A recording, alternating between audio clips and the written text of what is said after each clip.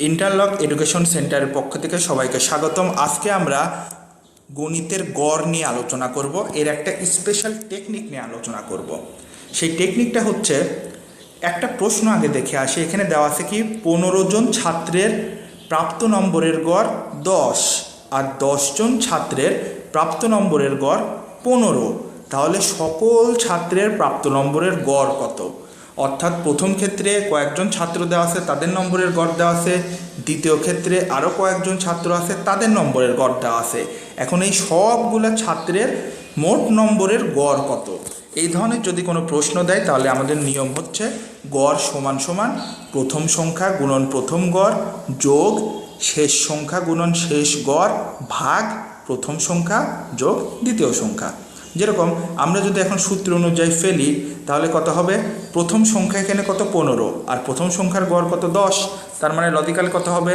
15 গুণন 10 যোগ দ্বিতীয় শেষ সংখ্যা আর শেষ গড়। শেষ সংখ্যা কত? 10, শেষ গড় কত? 15, তার মানে কত? 10 গুণন 15। আচ্ছা, আর এটাকে ভাগ দিতে হবে কত দিয়ে? সকল ছাত্রের প্রাপ্ত, মানে এটাকে ভাগ দিতে হবে প্রথম সংখ্যা যোগ দ্বিতীয় সংখ্যার যোগফল দিয়ে। এখন প্রথম সংখ্যা আর দ্বিতীয় সংখ্যা কত? আমরা দেখতেছি প্রথম সংখ্যা 15 আর দ্বিতীয় সংখ্যা কত? 10। তাহলে 10 যোগ 15 ক্যালকুলেশন করলে আমার কত হয়? 12। অর্থাৎ মোট ছাত্রের গড় কত? 12।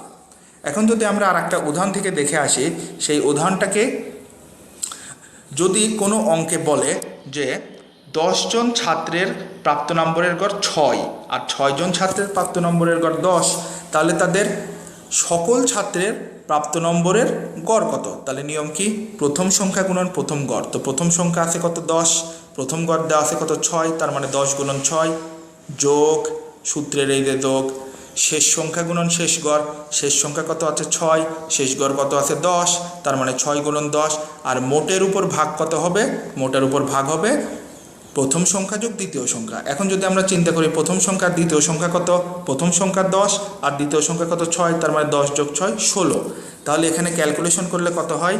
6 10 60 প্লাস 6 10 60, এটাকে ভাগ করতে হবে কত দিয়ে? এটাকে ভাগ করতে হবে এই 10 আর 6 16 দিয়ে। যদি এই 60 যোগ 60কে আমরা 16 দিয়ে ভাগ করি তাহলে আমাদের কত হবে? 7.5। অর্থাৎ সকল ছাত্রের প্রাপ্ত নম্বরের গড় কত? 7.5। ধন্যবাদ সবাইকে।